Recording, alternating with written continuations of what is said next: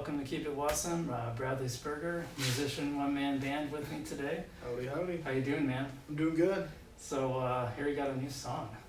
Yeah, I've been actually working real hard on trying to get better at producing and putting out more music instead of just sitting on it, Yeah. like I think a lot of musicians do. I just released a single called It Will Stay the Same. That's cool. And do you mind if we play it on the podcast? That'd be Maybe awesome. part of it or something? All right. We're going to play it for right now, and then we're going to get back with Bradley.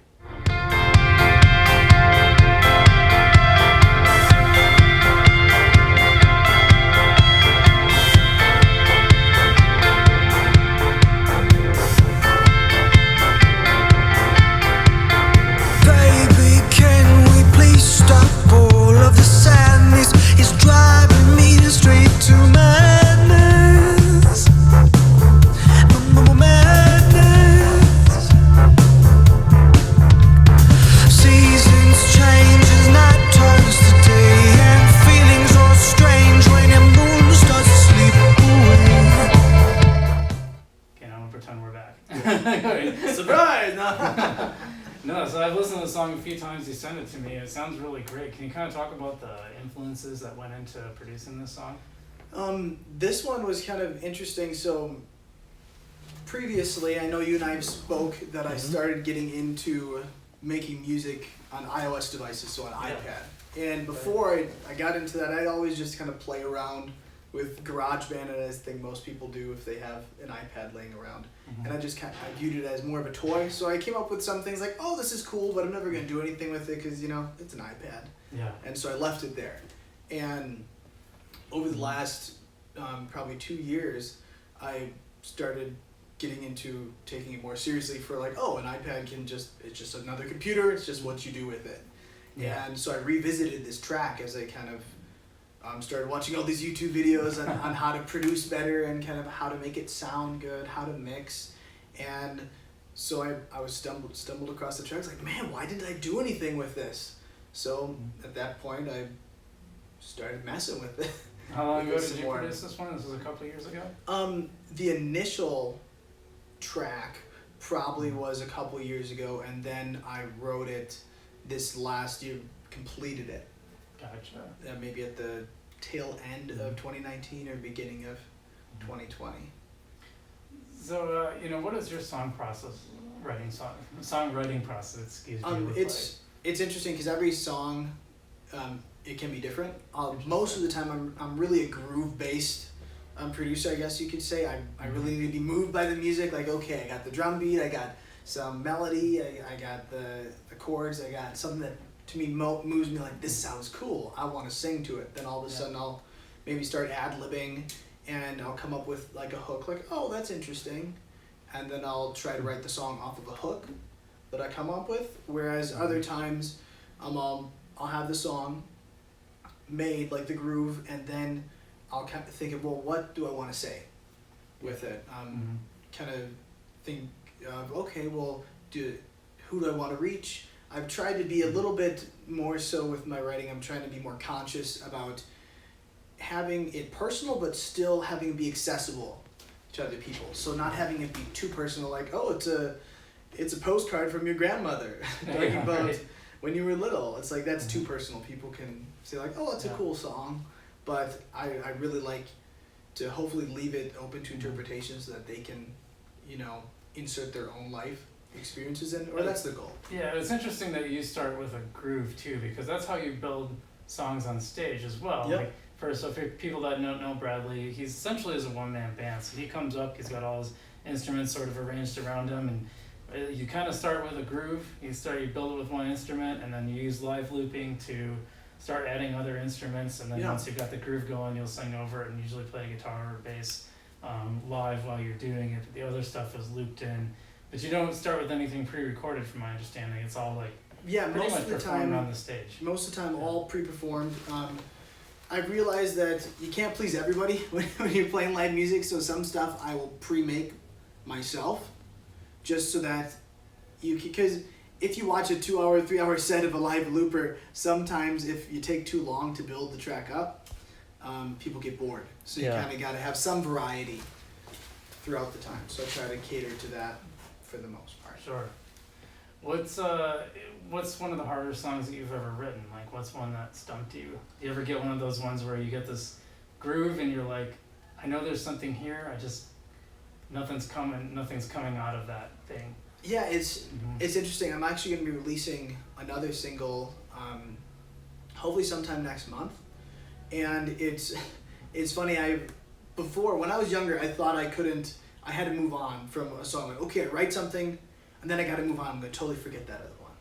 So, but I as a guitar player, I have all these random riffs, like whether I came up with in high school or slightly afterwards, riffs that just never went anywhere.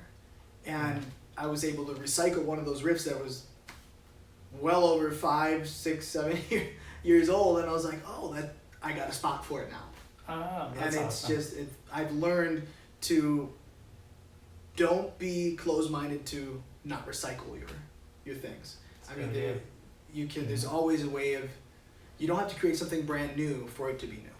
I mean, you can maybe have a song that you thought was finished, but maybe the lyrics don't really match the song the best. So scratch the lyrics and, tear apart the song, rebuild it. Yeah. I used to be more of a purist, thinking like, okay, well, the lyrics are married to this groove. They can't be separate. It's bonded. But now it's like, well, what fits the song? If the first lyrics don't fit the song, well then I just think of them as placeholders. Yeah. Okay, they held their place. They helped me create maybe a melody that went along with it. And now let's see if we can pump some meaning into it versus have, Yeah, so I've been writing a lot of music during this. It's kind of started during COVID. When COVID first happened, I found myself with more time, and I don't know what it was. I started really getting into music more than just passively listening to it. Like, I started studying it more. That's awesome. And I was a music major once upon a time, back in the day. But and I used to write a lot more music, and so I kind of got back into it. And my writing process changed a lot from back then, and I've been doing a lot of the same things that you talked about, where one thing I definitely do a lot of placeholder lyrics just to get the melody so that I can later write. Although I've had a couple where the placeholder ends up morphing into basically what is the song. And that's the great thing. Like, for me, what I've found is that all it takes is one phrase. It could be just a couple words together. Yeah. And then you can build a whole song off of that. Off of that vibe. And a lot of times, like for me, for lyrics wise, I'm always like, we're jotting down certain things instead of scratching on a piece of paper or a notebook. Now I just do it kind of on my phone. So even when I'm driving, if I'll be listening to a song and then all of a sudden a word comes to or like a phrase, like, oh, that'd be a really cool idea. So then I quickly voice to text, like, hey, let's get this in my phone before I forget it. Right. And then I leave it there until it formulates into something. That's something I've been doing a lot. I've been just, as soon as I get an idea and I like it, I'm like, there's something here. I record it into I just pull up my voice notes and I just make a quick recording. And I find I can go back to those, because otherwise I'll just forget it. I'll be like, what did I do again? Yeah. How did I do that? It was just gone. And I used to kind of have the idea, well, if it was really good, it would stick. And I've definitely gone away from that.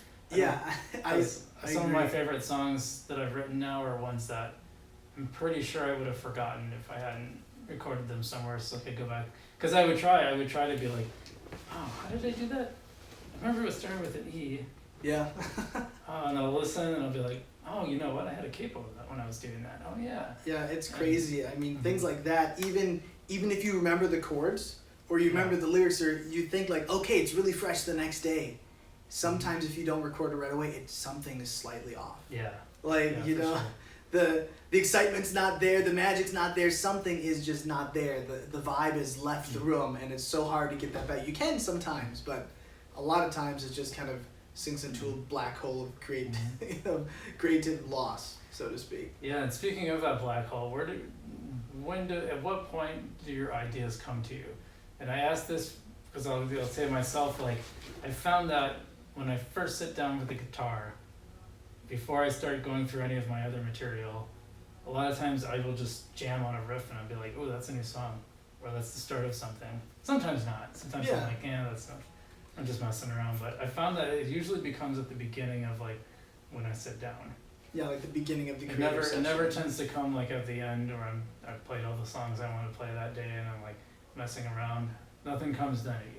Once in a great while, but usually right at the beginning? I don't know how that is for you, or A lot of times it'll be at the beginning, but for me, I'm predominantly a guitar player by nature, so I've always wrote on guitar, and now I've been trying to get more into like synths and dabbling in keyboard. Not super proficient by any means, but it's still really fun, and for me I find it inspiring. So I will write by maybe coming up with a piano riff or like a synth riff, like, oh, that's really cool, and then it'll blossom into something. Or else I like to sample as well, so I might hear a crazy sound, maybe like a weird bird, or just I might come up with like a melody and I'll start humming it into my phone, and then I'll put it in a sampler and chop it up, and then I can pitch it up or down, kind of sequence it, and then it'll start from there. So it's just I've noticed that when you have a different instrument or a different catalyst, so to speak, then you'll write differently.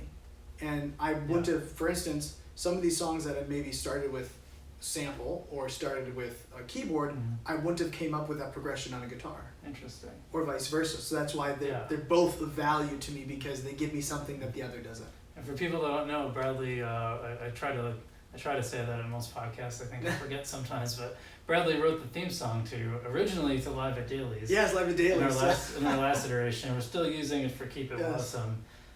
Since Harold Mello was helping me produce, I was gonna have him write a new theme for the new podcast, but then we ended up parting ways, and I decided to keep the original for now. Yeah, there could always be a new one coming in the works. Who knows? If you ever want to write a new one, we're down with that. So, but yeah, used for that song, for the theme song that a lot of you heard today, if you're listening on audio, or you might have caught a little part of it with the YouTube video too. By the way, hit the like and subscribe button. Do it now. Do it now. But for those who heard that song, you actually took samples from the Dailies restaurant. Yep, all over, like scooping ice, slamming of doors, beer being poured. I mean, stomping on a stage. Just I wanted all these organic elements from that space, and then I think I actually made the whole percussion sound. I didn't use any drum sounds, and I just used that. I just tuned them and that's what they all are. Yeah, that's what they all are. So if it sounds funky to a drummer, that's fine. Well, it's interesting because a person listening might, it's not super apparent that they're samples. I mean, you use them in a musical way to such that, we wouldn't say, oh wow, I hear like some ice being shaken around in the exactly. or something. It's pretty subtle, but you blend it in a way that makes it sound like a song, which is really interesting to me. And to me, that's kind of where it all started, when I realized that I could sample.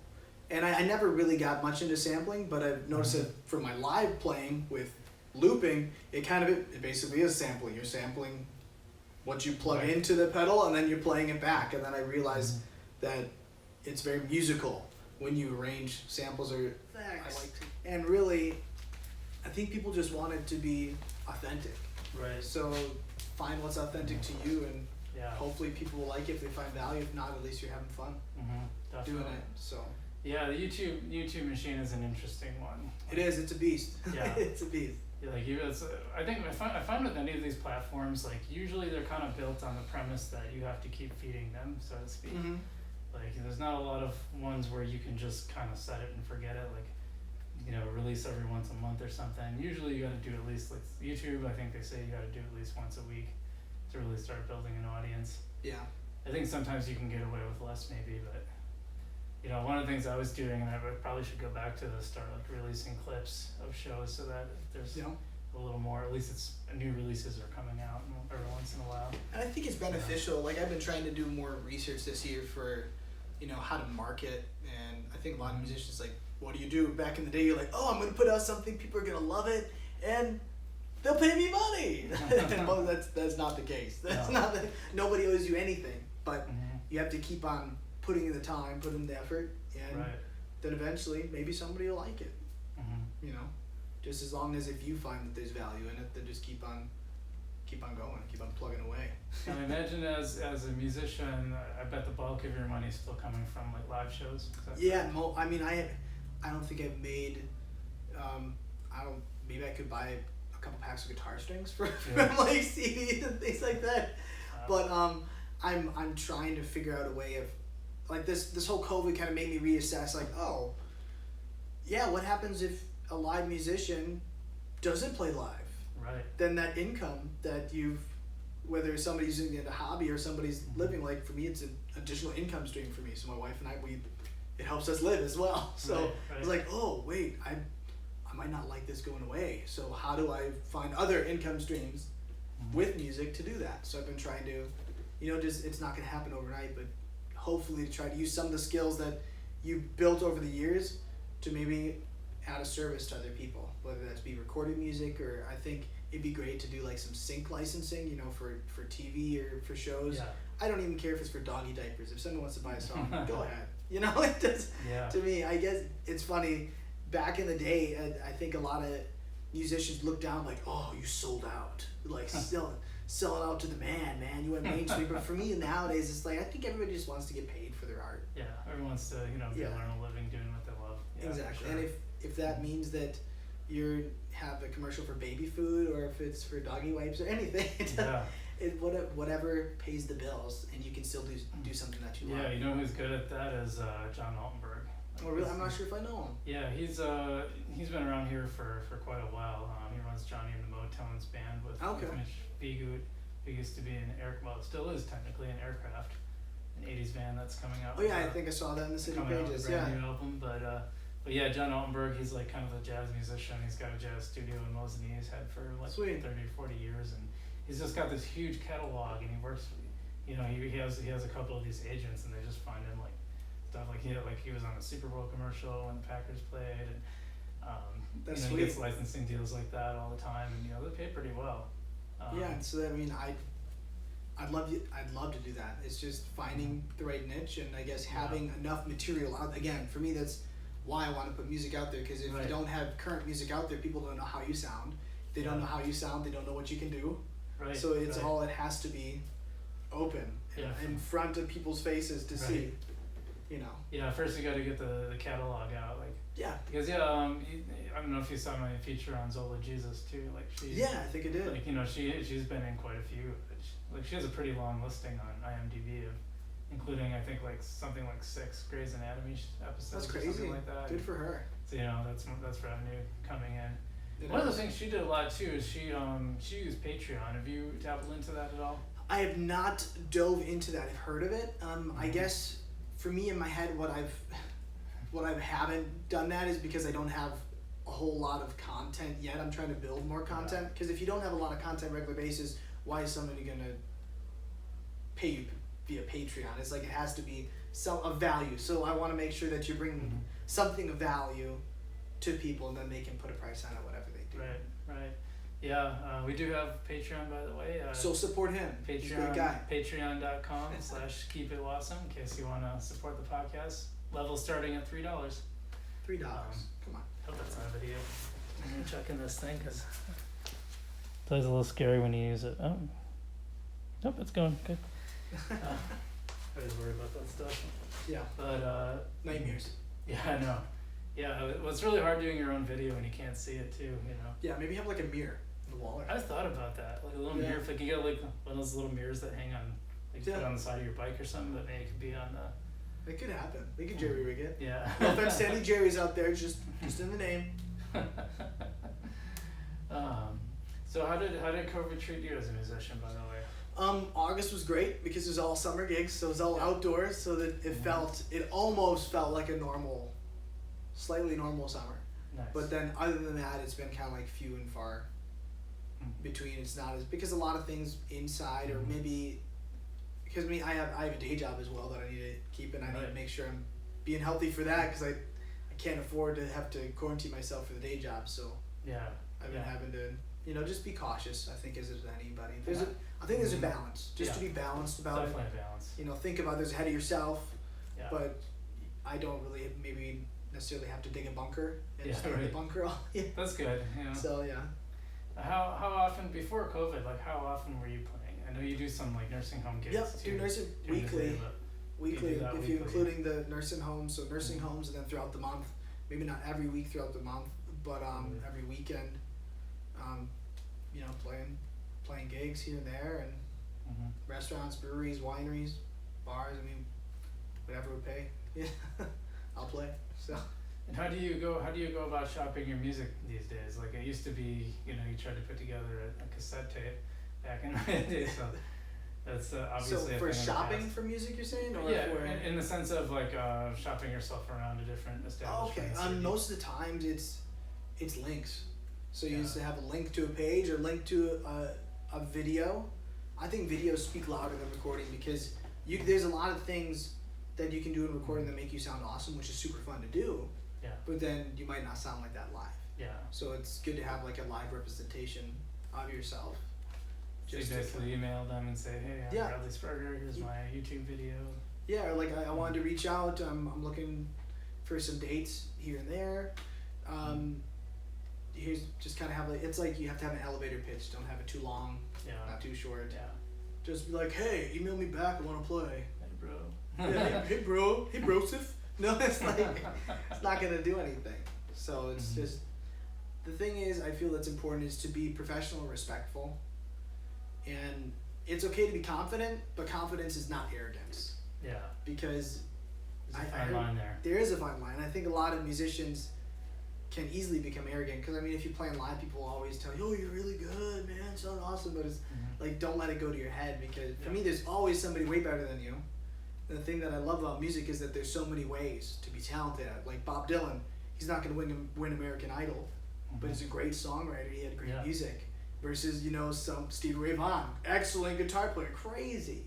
There's just two ends of the spectrum. I mean, there can be a person that maybe doesn't know how to read music or play all these instruments well, but they can produce amazingly. So there's so many ways to be skilled at it, and I think you can find respect in either of those ways. Yeah, and I imagine you have to have a little bit of a thick skin and realize like every venue that you reach out to, like they're not necessarily making an assessment is this person good or bad, but like does it fit the establishment? Yeah, very true. Does it fit their personal taste? Maybe they don't, the kind of music you play they just aren't into, but their business bar owner might be into it. And that's fine. At the end of the day, I think what a lot of musicians, if they want to play live, need to realize is that they're hiring you to keep people in. Yeah. To keep people happy, keep them buying more drinks, buying more food, staying there, having a good time, and coming back. So, I mean, if you take half an hour breaks, or just like, where'd the musician go? I don't know, he kind of walked off into the distance. I mean, you can't, you gotta treat it like a job and be respectful, and, if they ask you to turn it down. It might not be fun, but they're paying you, so just turn it down. It's fine. It's whatever. Yeah, and I mean, you can only afford to burn so many bridges in that field. I mean, there's only so many places to play, so. Exactly. So you don't want to have a bad reputation. So try to nobody's perfect, but just try to be the best version of yourself, and don't be bad talking to other musicians or other things of the local area. Just be respectful. And how far out do you reach for your shows? I mean, how far out do you go typically? Because I'm originally from the Beaver Dam area, so I would go down that's almost 2.5 hours. So maybe like that circumference. I haven't gone too far away from that. I mean, like the farthest I played, but I think it was just more like a volunteer show when I visited a friend out years ago out west in Utah. I played at this little art gallery in like a valley in Salt Lake City, but that wasn't paid. I mean, that's the farthest I played music anywhere. But I mean, for like a paid gig, probably maybe 2-3 hours.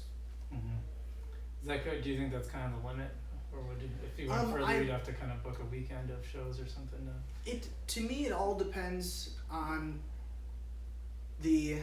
how big the show would be. Like if it would be like, oh, this would be some really great exposure, or this pays me for my time to have to drive that far. Yeah. Versus like, okay, I can make this much locally, and have to be able to have more of a value for me to be able to leave the nest, so to speak. So with the new song, tell me a little bit about the influences, like, because I first heard it, my first thought was it sounded production wise a little bit like Arcade Fire. It reminded me a lot of that. And I love Arcade Fire. I mean, I was like an indie kid when I was younger. I still love a lot of indie. I love a lot of alternative. I also on the other spectrum, I love like electronic stuff, like indie, like when I was younger, MGMT, Animal Collective, like some kind of crazy, maybe electronic stuff, some more dancey stuff. So I like all these different various sounds. I was trying to, in my mind, I'd consider that more alternative rock with maybe like a pop sensibility, like maybe pop structure wise. Yeah. For it is what I'd put into it. I sent it to a couple other people and they thought it almost sounded like Brit rock. So I'm not sure. That's why I always think it's interesting people's takes for it. For me, I wasn't trying to sound like Brit rock or anything. If it sounds like that, then awesome. Yeah. For it. A lot of times I won't try to pigeonhole myself. Oh, I need to sound like this. I'll try to see where the song takes me. Other people would say like there's, whether you're working with co-writers or just yourself, there's always another person in the room. That'd be the song.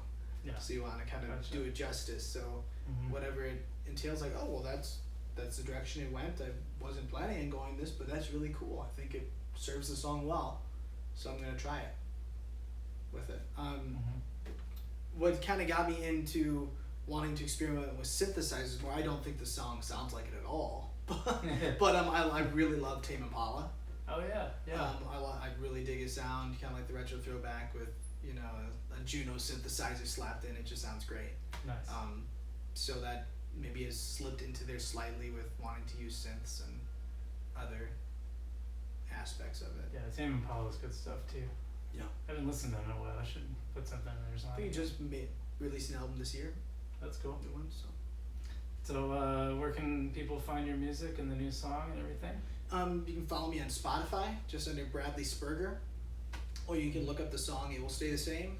I also released back in May a song that I'm super happy about as well, called Surface Conversations. Nice. And then previously in 2018 was when I released a little 6-track EP. And that was more, for me, I view that's more of like a live album, because I went into the studio and I wanted to take everything out of my loop pedal. So it has like a really live, almost raw sound to it. So when I started producing myself, I kind of wanted to, okay, how can I make this sound polished? How can I have a different sound to it? How do I create my own sound? So that's what I'm trying to capture in these ones. Now here's what bothers me about Spotify. So you came out with another new song besides that in May. Yes. And Spotify never told me, hey, Bradley has a new song out. Yeah, they could do that for the little guy, right? Like you don't have a ton of followers on there. Like they'll show me for like a band that has like 2 million followers. Yeah, and I think you actually have to. Sorry for cutting you off, but you have to go into Spotify like a week before and ask to have it be recommended for playlists. Most of the time, people don't put you on playlists, but I don't think I did that with that one. And I think when you do that, if somebody's following you, then it'll show up on the new radio. There's all these things, these hoops that you kind of have to figure out. Sorry, Spotify. Yeah. No, but it's confusing. Everything's confusing. Right, yeah. I mean, basically you can get it on Apple Music, Amazon, Google Play, anywhere that you like to listen to music. Just look up Bradley Sperger, Sperger. A lot of people say Sperger. It's a German name. It sounds like burger. Sounds like burger. I should have went into burgers instead of music. I'm telling you. Burgers. Yeah. Yes. I could be making bank. Maybe. The burger bank. That's what I call it. No. And you could play at your own restaurant. I could. Yeah. Yeah. See, things are happening. I don't even know. I can't control it. Well, you guys know where to find me. Keep it Wausome on Facebook. We got our own Facebook page.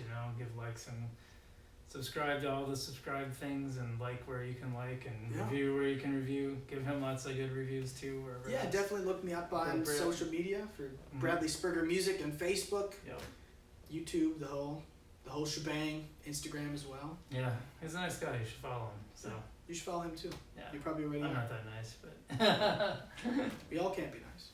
Good cop, bad cop. Well, hey man, good talking with you today, and as always, keep it awesome. I'm trying.